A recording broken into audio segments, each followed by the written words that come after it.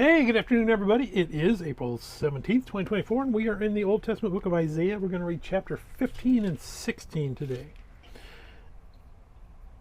All right, so Isaiah, proclamations against the nations, oracles against the nations. There's a bunch of different ways this is called in different Bibles that you have.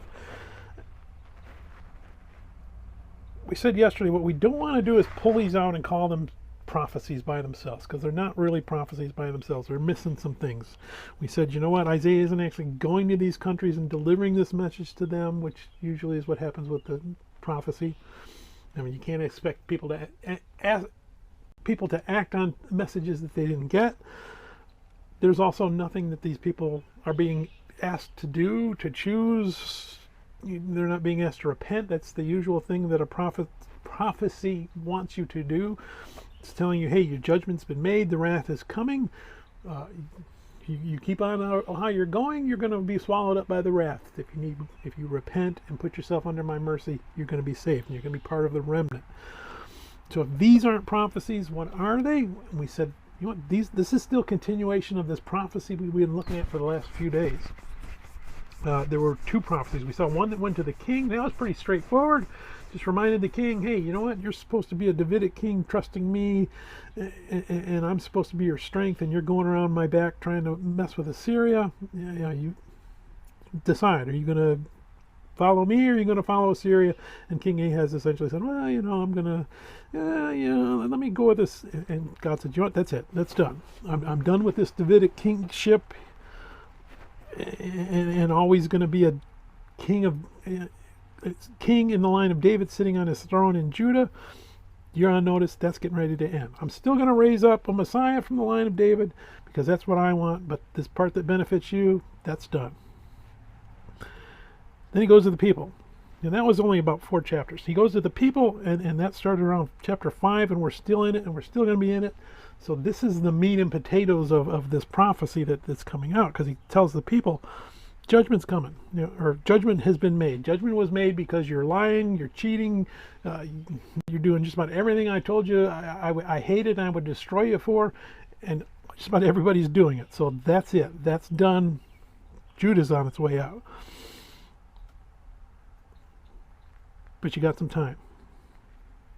You got some time to make a choice. And the choice is stay in that sin, and you're going to be facing this wrath that's coming, or repent and get under my mercy. And no matter what happens, no matter whether Assyria attacks you, Babylon attacks Syria, Persia attacks, there's going to be a remnant, and you're going to be my people, you're going to be under my protection, and you're always going to exist. And in fact, Isaiah tied this back to coming out of Egypt. There's that remnant coming out of Egypt. You're part of that remnant. You're going to be the remnant that the Messiah is coming to bring to himself. It's going to carry you all the way to the final judgment day. That's what I'm asking you to do. So grand scope of this prophecy. This covers just everything. You got faith in God at any time, you're part of this salvation process. You belong to Jesus. Even though Jesus is still 740 years away, they bought into the promise of the Messiah coming. That's what they're being asked to do. And if they do that, they're saved. Don't do that, you're marked for destruction. And that's where we are here. We're talking about the destruction of that final day. All the judgments that are going to come against all the enemies of God. And we're running down these nations. And we want to notice that there's usually no remnant coming out of these nations. They're marked for total destruction. Well, there's not going to be anyone saved from that. That's not what we said. We saw the prophecy when it talks about the Messiah, that, hey, even the Gentiles are going to come. And we're going to get a little bit of that in this section. We talk about Moab of, hey, you know what? If they want to come and repent and put themselves under the mercy of God, then they can become part of the remnant. But as a nation, they're done. They're gone.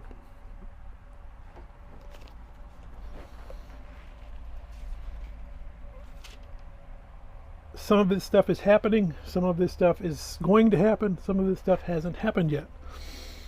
This section we're talking about Moab, he tells straight up 3 years. This is all going to happen. Assyria takes a little while. Your kids might have to wait around to see that. Here in the 21st century, we're still looking for some of these signs. But all of these signs are proofs. They're bona fides of this prophecy. As we're going and living our lives, we can see, oh, this is happening. This is happening. Oh, this is getting ready to happen. That's what this section is. So it's not just random destruction. As we get closer and closer and closer to the end day, we're seeing, oh, God is fulfilling these promises. God is going to keep this prophecy that if you have faith, that if you put yourself under his mercy, you're the remnant and you're going to end up judged righteous on the final day, because we can see all this stuff happening. Hope that makes sense. Let's go ahead and we're going to read Isaiah chapter 15 and 16. The burden against Moab, because in the night Ar of Moab is laid waste and destroyed, because in the night Kir of Moab is laid waste and destroyed. He has gone up to the temple in Dibon, to the high places to weep. Moab will wail over Nebo and over Medaba. On all their heads will be baldness, and every beard cut off. In their streets they will clothe themselves with sackcloth, on the tops of their houses and in their streets. Everyone will wail, weeping bitterly. Heshbon and Elilah will cry out. Their voice shall be heard as far as Jahaz. Therefore the armed soldiers of Moab will cry out. His life will be burdensome to him. My heart will cry out for Moab. His fugitives shall flee to Zoat, like a 3-year-old heifer, for by the ascent of Luhith they will go up with weeping, for in the way of Hormon they will rise up a cry of destruction, for the waters of Nimrim will be desolate, for the green grass is withered away. The grass fails, there is nothing green. Therefore the abundance they have gained and have laid up, they will carry away to the brook of the willows, for the cry has gone all around the borders of Moab. It's wailing to Iglam, and is wailing to Beer Elam, for the waters of Dimon will be full of blood, because I will bring more upon Dimon, lions upon him who escapes from Moab, and on the remnant of the land. Send the lamb to the ruler of the land, from Selah to the wilderness, to the mount of the daughter of Zion, for it shall be a wandering bird thrown out of the nest. So shall be the daughters of Moab at the fords of the Arnon. Take counsel, execute judgment. Make your shadow like the night in the middle of the day. Hide the outcast. Do not betray him who escapes. Let my outcast dwell with you, O Moab. Be a shelter to them from the face of the spoiler, for the extortioner is at an end. Devastation ceases. The oppressors are consumed out of the land. In mercy the throne will be established, and one will sit on it in truth in the tabernacle of David, judging and seeking justice and hastening righteousness. We have heard of the pride of Moab. He is very proud, of his haughtiness and his pride and his wrath, but his lies shall not be so. Therefore Moab shall wail for Moab. Everyone shall wail. For the foundations of Kir Hareseth you shall mourn. Surely they are stricken. For the fields of Heshbon languish, and the vine of Shibmah. The lords of the nations have broken down its choice plants, which have reached to Jazer, and wandering through the wilderness, her branches are stretched out. They are gone over the sea. Therefore I will bewail the vine of Shibmah. With the weeping of Jazer I will drench you with my tears, O Heshbon and Elilah. For battle cries have fallen over your summer fruits and your harvest. Gladness is taken away, and joy from the plentiful field. In the vineyards there will be no singing, nor will there be shouting, nor treaders will tread out wine in the presses. I have made their shouting cease. Therefore my heart shall resound like a harp for Moab, and my inner being for Kir Hares. And it shall come to pass, when it is seen that Moab is weary on the high place, that he will come to his sanctuary to pray, but he will not prevail. This is the word which the Lord has spoken concerning Moab since that time. But now the Lord has spoken, saying, within 3 years, as the years of a hired man, the glory of Moab will be despised with all that great multitude, and the remnant will be very small and feeble. May God bless the reading of his word. May God bless you. Bye.